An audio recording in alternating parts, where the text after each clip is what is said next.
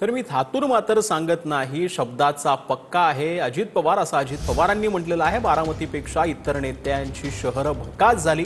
अंबेजोगाईतल्या सभेमध्ये अजित पवारांनी हे वक्तव्य केले। नेते शहरांच्या विकासावर बोलतात, पण त्यांची शहरच भकास असतात, असं देखील यावेळेला अजित पवारांनी म्हटलं। मी कुठेतरी आपण काहीतरी थातूर मातूर सांगायचं ही माझी भावना नाहीये। मी शब्दाचा पक्का आहे। मी माझ्या भागामध्ये करून दाखवलं, त्यावेळेस अंबाजोगाईला येऊन सांगतोय की आपण पण तसं करा। बरेच पुढारी येतात, सांगतात असं केलं पाहिजे, तसं केलं पाहिजे, आणि त्यांची शहरं एकदम घाण भिकार असतात, बकालपाडा असतो तिथं। तर मुक्ताईनगरही आपल्याकडून सुटणार नाही, असं गिरीश महाजन यांनी म्हटलेलं आहे। रक्षा खडसेंसमोर गिरीश महाजनांनी हे वक्तव्य केलंय। आपण जेवढं सांगितलं त्यापेक्षा जास्त नगरसेवक निवडून आणतो, असं देखील गिरीश महाजनांनी म्हटलं। सारे सांगतो आपला आकडा कधी चुकतो का? नाही, गृहमंत्री समोर आकडा म्हणजे तो आकडा नाही, नगरसेवकांचा आकडा। आम्ही सांगितलं जळगावला आम्ही 55+ आम्ही 57 दिले, धुळ्याला सांगितलं 50+ आम्ही 51 दिले। त्यामुळे आमचा आकडा कधी खोटा ठरत नाही राजकारणातला। आणि म्हणून सगळंच आहे, तुम्ही काळजी करू नका, कोणी सुटणार नाही। 100% म्हटलं सगळे आलेच, मुक्ताईनगर सुद्धा आलं। तर घराणेशाहीचा आरोप करणाऱ्यांनी आता स्वतःच्या मुलीला उमेदवारी दिली, असं रक्षा खडसेंनी म्हटलंय। रक्षा खडसेंची शिंदेच्या शिवसेनेचे आमदार चंद्रकांत पाटलांवर टीका पाहायला मिळते। संजना पाटील मुक्ताईनगर नगरपंचायत निवडणुकीच्या रिंगणात असून यावरून रक्षा खडसेंनी चंद्रकांत पाटलांवर टीका केलेली आहे। तर शिंदेच्या सेनेचे मुक्ताईनगरामध्ये दडपशाही आणि गुंडगिरी सुरू असल्याचं देखील रक्षा खडसेंनी म्हटलं। जे लोक घराणेशाहीचा आरोप आमच्यावर लावत होते, तर आज कदाचित समोरच्यांकडनं तेच आहे, पण सर्वसामान्य कुटुंबामधलं मी उमेदवार दिलेला आहे। तेच आधी म्हणत होते की माझ्या घरातनं कोणी उभं राहणार नाही, आणि आज तेच त्यांच्या मुलीला पुढे करता आहे। त्यांच्याकडे पण ते जर म्हणतात तर त्यांची जर चांगली ताकद आहे, तर मला असं वाटतं की त्यांना पण एक चांगला सक्षम उमेदवार मिळू शकला असतं, की त्यांनी ते उमेदवाराला पुढे केलं पाहिजे होतं। मुक्ताईनगर शहरामध्ये पूर्ण गुंडाराज झालाय। आज आपण बघू शकतो 2 नंबरचे धंदे तेवढे वाढले। आज मुली सुरक्षित नाहीये, माझ्या मुलीवर स्वतःवर बितलेली आहे। आज जे वॉरंट निघाले लोक, त्यांचे कार्यकर्ते आज पूर्ण बाजारात फिरत असतात, आणि आज समोर आज उमेदवारी करता आहे। आज शिंदे गटाचे आज कार्यकर्ता आपण बघा, पूर्ण दडपशाही तिथे चालू आहे, पूर्ण गुंडागिरी तिथे चालू आहे, आणि कुठे ना कुठे आवाज उचलणं ती माझी जबाबदारी आहे, कारण की शहराचा विकास ही माझी सुद्धा जबाबदारी, एक लोकप्रतिनिधी म्हणून मी आज त्यासाठी पुढे आलेली आहे। तर राम मंदिराचं काम पूर्ण झाल्यामुळे भाजपचं उद्या घर घर राम अभियान असणार आहे। मुख्यमंत्र्यांकडून प्रत्येक घरावर भगवा ध्वज फडकवण्याचं त्यांनी आवाहन केलेलं आहे। उद्या पंतप्रधान मोदींच्या उपस्थितीमध्ये अयोध्येमध्ये कार्यक्रम पार पडणार असल्याची माहिती मिळते।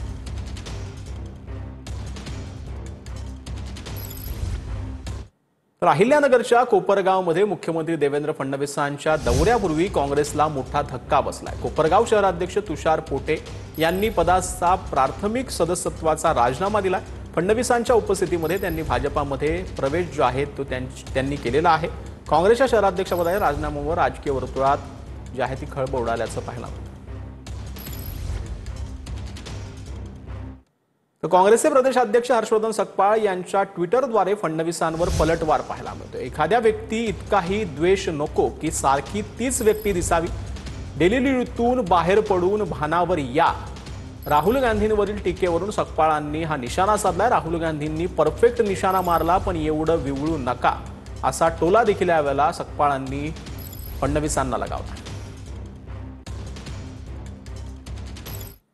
तर योगेश क्षीरसागरांवर आता उपमुख्यमंत्री अजित पवारांनी टीका केली आहे। वडिलांच्या आणि काकांच्या हातात नगरपालिका देऊन बघितली, एबी फॉर्म द्या, मी वाटतो तू काय मालक झाला का? अजित पवारांनी नाव न घेता योगेश क्षीरसागरांवर हल्लाबोल केला।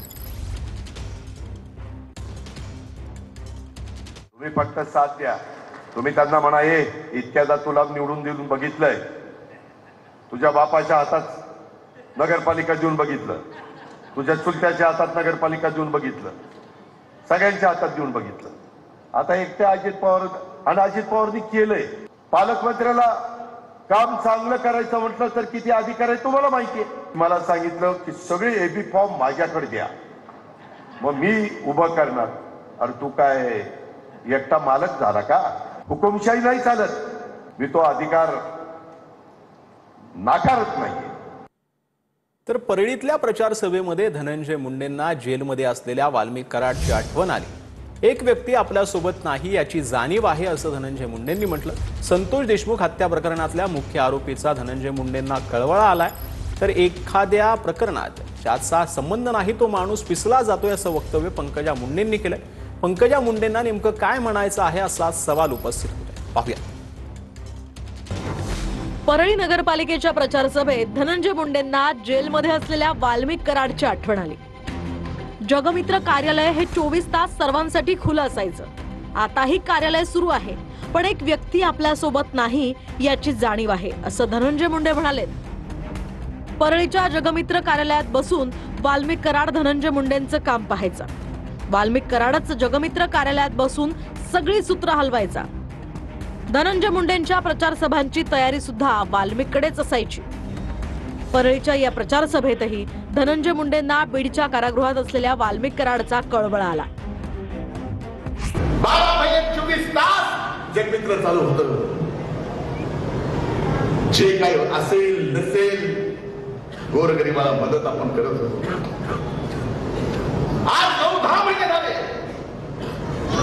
कार्यालय चालू आहे, काम चालू आहे. हे सगळं बोलत असताना आपल्यासोबत आपला एक व्यक्ती नाही याची जाणीव पण होते. माझ्यासारख्या एक कार्यकर्ता म्हणून सहकार्याला सहकार्य समजतो म्हणून मला सुद्धा याची कुठेतरी आजच्या कार्यक्रमात जाणीव करून द्यावी. काय चुकलं काय नाही ते बघेल न्यायालय, पण ती जाणीव नक्कीच. संतोष भाईची इतकी क्रूर हत्या करून ते जर म्हणत असला की मला कोणी वाचवते, तर त्या धन्यात का दुसरा नीच माणूस या पृथ्वी तलावर दुसरा असू शकत नाही. आता तरी अजित पवारचे डोळे उघडले तर बरं होईल. अशा माणसाला अजित पवारांनी फडणवीसनी किती दिवस पाठीशी घालायचे हेही लक्षात आलं पाहिजे. परळीच्या जनतेला सांगायचंय की खबरदार तुम्ही यांना परत कधी निवडून दिलं तर, आणि हे सगळं थांबवण्याचं आता तुमच्या हातात आहे आणि ते तुम्ही लवकरात लवकर थांबवा. बास झालं हे. अशा माणसाची जर यांना उणीव भासत असेल तर मला खरंच म्हणजे चीड येते या सगळ्या गोष्टीची. जाणीवपूर्वक नाही तर गांभीर्यानं जी गोष्ट बोलली गेलेली आहे ती अशी आहे की हे सहकारी सगळे खून खंडणी चुकीच्या खोट्या केसेस त्याची स्पष्टोक्ती आज या लोकप्रतिनिधींनी दिली आहे. आणि हे किती जवळचे आहेत, किती चुकीचं काम करायचे, हे चुकीचे काम काही प्रमाणात बंद झाल्यामुळे यांची उणीव भासत आहे यांना. वाल्मिक कराड हा संतोष देशमुख हत्या प्रकरणातला मुख्य आरोपी आहे. वाल्मिक कराडच्या टोळीनं संतोष देशमुखांची अतिशय निर्घृणपणे हत्या केली होती. पवनचक्की कंपन्यांना खंडणी मागितल्याचाही वाल्मिक कराडवर गुन्हा आहे. अशा क्रूर व्यक्तीचा धनंजय मुंडेंना कळवळा आलाय. त्यामुळे धनंजय मुंडेंना संतोष देशमुखांच्या कुटुंबाबद्दल काहीही वाटत नाही का, असेही सवाल उपस्थित होत आहेत. परळीतल्या प्रचार सभेत पंकजा मुंडेंनी सुद्धा बीड जिल्ह्यात काही जणांची बदनामी झाल्याचा दावा केलाय. एखाद्या कारणामुळे एखाद्या व्यक्तीची बदनामी होते असं पंकजा मुंडे म्हणाल्यात. गव्हाबरोबर किडेही रगडले जातात असं वक्तव्य सुद्धा पंकजा मुंडेंनी केलंय. त्यामुळे पंकजा मुंडेंना नेमकं काय म्हणायचंय असाही सवाल उपस्थित झालाय.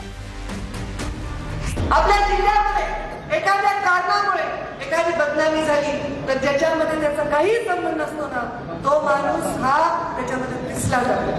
गव्हाबरोबर किडे रगडले जातात आणि त्यांना त्रास होऊ नये म्हणून इथे उद्योग आला पाहिजे याच्यासाठी प्रयत्न